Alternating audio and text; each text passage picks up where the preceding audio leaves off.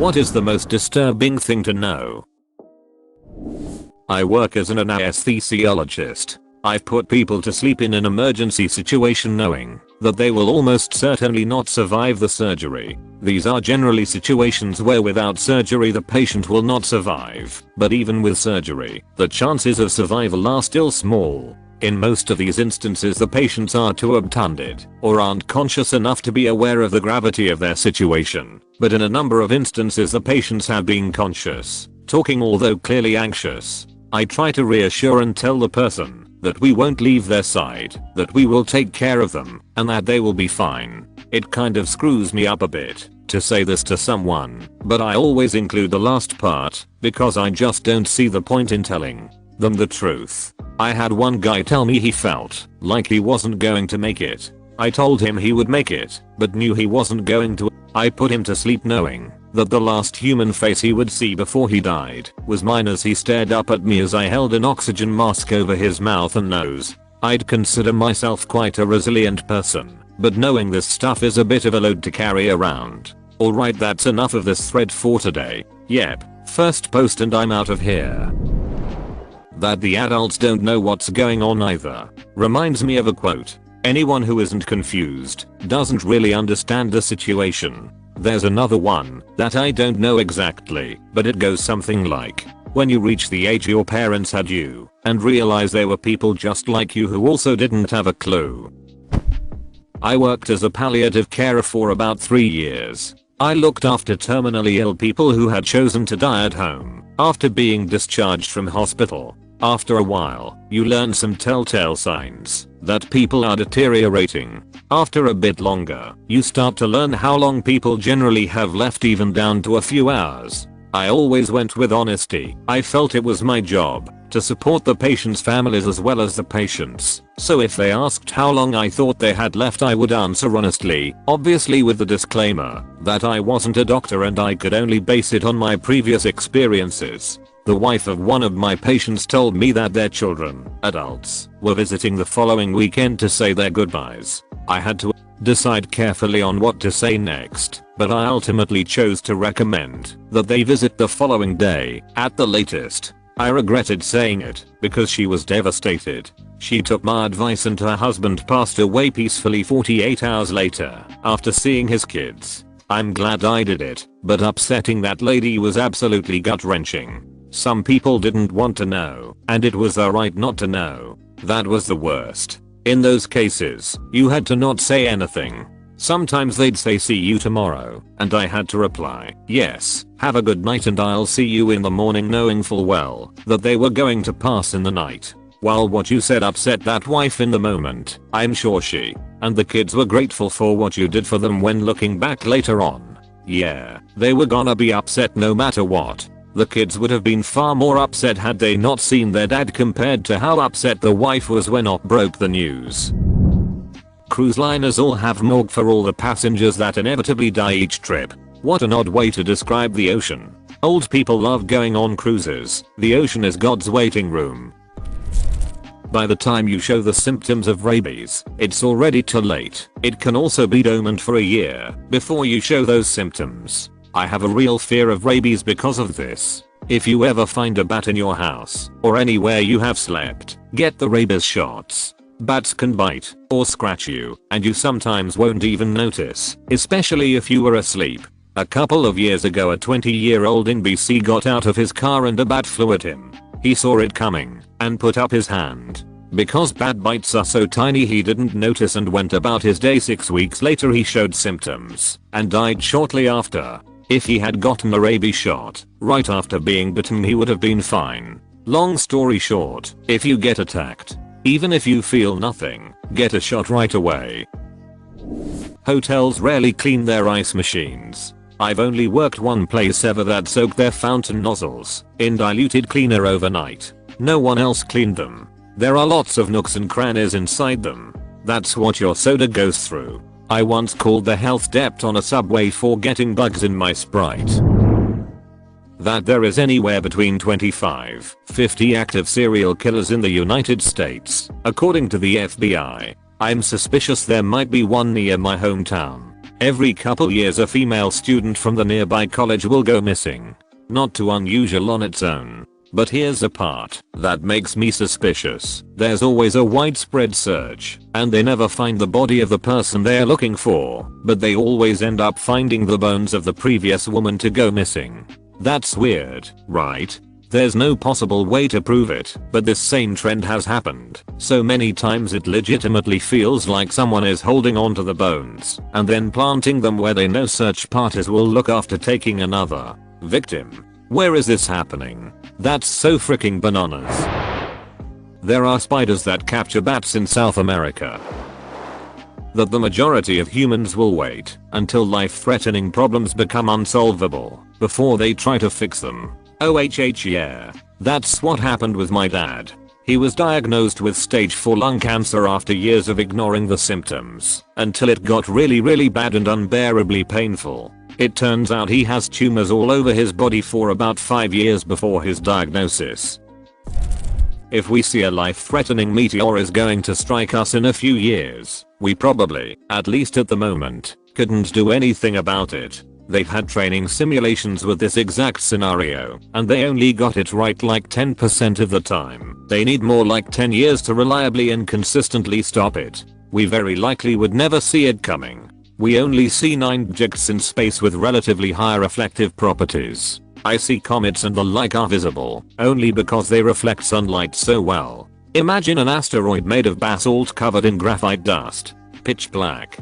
Our only shot of seeing it is if it has some kind of thermal signature and we happen to have an instrument sensitive enough to catch it pointed directly at it. Given the vastness of space, the latter will very likely not happen. One day, you could wake up to an unholy roaring and the sky on fire, and then, if you're lucky, you will be instantly vaporized. If not, earthquakes, tsunamis, wildfires, global winter, starvation, cannibal bandits, or complete ecological collapse will kill you more slowly as the planet itself shudders. Now that, my friend, is disturbing. A dying person's eyes will sometimes go from closed to shooting wide open as they pass. Source: personal observation. Unfortunately, I guess I'm kind of thankful my dad was asleep in a coma when he passed. Seeing his eyes left open would have been too painful. When he took his last breath, tears came down his face, which I was not expecting. My dad did too. He was not in a coma exactly, but very much non-responsive, and with his eyes closed. I think he just couldn't make his body do what he wanted really, because right before he died he cried like that, and very gently squeezed mom's hand, and then he was just gone. Prions. They are proteins that make normal proteins in your brain fold abnormally, causing neurological decay and various prion diseases. Creutzfeldt-Jakob disease is one example. CJD may occur spontaneously, be inherited, or be transmitted by contact with infected tissue, such as during a transplant, or from eating contaminated meat. Once this starts, it's 100% fatal. Most often within 1 year, you're dead. No cure. You can kill the prion with several hours of heat at 900 F. This obviously kills the person too. Thankfully it's rare. Less than 1,000 cases per year in the US. Still scares the crap out of me. My friend died from this last fall. 1 week, a concert pianist. Next week, starts to have difficulty with vocabulary. 6 months later plays piano for the last time. Can no longer speak. 8 months later, gone. I heard so much for her and all of us who loved her. That's absolutely horrible. I'm so sorry for your loss. Llama spit is actually projectile vomit. I had a gaggle of them surround me as a kid. My grandma took me to a friend's farm. One had teeth. So fricked up I couldn't stop laughing until it got angry and spit in my face. Within seconds the rest of them joined in, so I ran out of the enclosure as fast as I could, covered in spit. Well, apparently vomit. Gross. Never make fun of a llama's teeth. They are sensitive about it. That at some point, you will hang out with a group of close friends for the last time, and not even know it. You'll assume there will be a next time, but that's it. I obsess about the last time of everything. I constantly wonder if it's my last time going to see someone, kiss, etc. There's always a last time for everything. I always get super anxious thinking about the last time I'll ever be somewhere. There are places I've been that I will never be in again, and I do not like it. The liver can be ruptured in one punch. Liver is the second most fragile organ in the human body. What's the most fragile? The brain. There are about 6 US nuclear weapons that are currently unaccounted for, Broken Arrow, and several times that number missing from Russia. I don't know what's scarier, losing nuclear weapons, or that it happens so often there's actually a term for it. Would you mind not shooting at the thermonuclear weapons? A Missouri court famously handled the case of Celia, a slave who killed her owner in 1855 while fighting a sexual assault. In such situations, state law considered any woman to be acting in self-defense. However, the court determined that Celia was not a woman in the sense of the law. She was a slave, and her owner had complete control over her. She was given the death penalty by the court. Since she was pregnant, however, her execution was postponed until the child was born, so as not to deprive her owner's successors of their property rights. For another disturbing piece of history, look up the 1918 lynching of Mary Turner in Georgia. She was woman enough to bear a child, but not woman enough to have basic human rights strict that. Well, they didn't really view her as a human giving birth to another human. It was more like cattle or other livestock being pregnant. The slave owners just wanted their investment to live on. A manatee vag is the most anatomically similar to a human one. They are also, though, to be the inspiration for mermaids in folklore. Putting those two facts together makes things really weird and disturbing if you think about it. Sounds like the last time I got kicked out of SeaWorld. Last time. As in there were multiple times? How many things let slip through during security tests? I got 6 ounces of hair gel through when the limit is 3.5. They aren't even trying. I've taken my safety razor in my carry-on for years. 2 weeks ago someone stopped me and said you can't have this. I was so confused but made sense. It's a razor blade. But as I was walking away I was like WTF. You never stop seeing. When your eyes are closed you're just looking at your eyelids. Bruh, you can always see your own nose, but your brain ignores it. Now that you're thinking about it, I bet you notice your nose now. A brain aneurysm can kill you at any time. My neighbor was 50, in decent shape, and out of nowhere died on the beach from a brain aneurysm. Felt awful for his daughter, because his wife passed out of nowhere a month earlier. My dad died of one on my sister's wedding day. We woke up to get ready for a wedding, but wound up planning a funeral instead. A cardiac tamponade is when your heart literally chokes itself to death. If a blood vessel inside the pericardium leaks, a tough membrane protecting the heart's pumping, will force blood into the space between itself and the pericardium. As the space fills, the heart can't pump anymore due to a lack of space. It literally drowns in your own blood. Probably better to say it's crushed to death. Since the heart doesn't breathe it can't drown, but since it pumps it can be crushed, so it can't fill back up again. Fun fact, if the pericardium fills with fluid slowly, for instance weeks, or can stretch and hold up to 2 liters without many symptoms. If it fills fast, as little as 200 milliliters can kill you. The number of people older than you decreases each day and the number of people younger than you increases each day. All we need is another world war, and that would be almost guaranteed to not be true at least one day. That you can have a cancer, but you don't know about it. Yup, had my appendix out, and they found cancer on my kidney. They cut it out, but it was quite a surprise. 2 wrongs always make a right. Your body, probably. Dolphins brutality kill baby porpoise for no reason. They do it on purpose. The Nutty Putty Cave accident. Google for full disturbing details / a map of the cave, but basically a guy got stuck caving in a very narrow unmapped tunnel, upside down. They could not get him out, but almost did. One of the rescuers made eye contact with him apparently, but then their pulley system broke, and he fell further down. Unfortunately, he ended up dying of cardiac arrest from being upside down for so long, and they couldn't get him out / never retrieved the body because it was too dangerous for rescuers. Truly so disturbing. I've thought about it probably once a week since I found out about it a few months ago. Yeah, I saw a thing about that. They permanently closed that system of caves too. It was a place he used to play as a kid and now he's dead, decaying, sealed away in concrete. Very disturbing. The future is horrific to think about. Polar bears are the only bear species that actively hunt and kill humans for food. There's a rhyme that everyone living where bears live needs to know, and why the rhyme is so important. If it's brown, lie down. Brown or grizzly bears will leave you alone if you play dead. Climbing up a tall tree works with adult brown bears since they can't climb trees. If it's black, fight back. Black bears will back off when they realize you're more of a threat than they realize, but do not climb a tree to escape.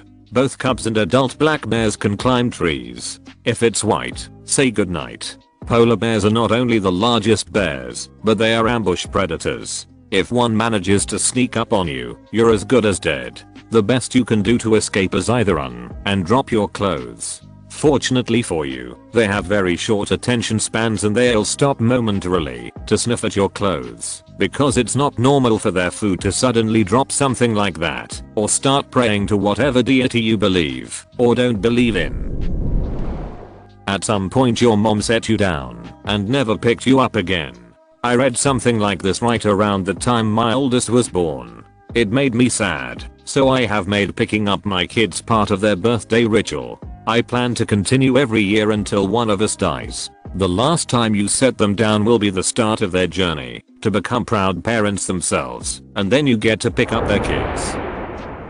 There's millions of little creatures munching on her dead skin every second. Strangely, phrasing it like that makes me feel a little better about it. When scare science articles are like face mites are colonizing your pores or the eyelash wiggler lives on your face and is basically one long butthole, then I get concerned. But this just makes them seem like little dudes. Dudes who are just trying to live their best eyelash wiggler life. What am I doing with that dead skin, right? Might as well help support a family with it.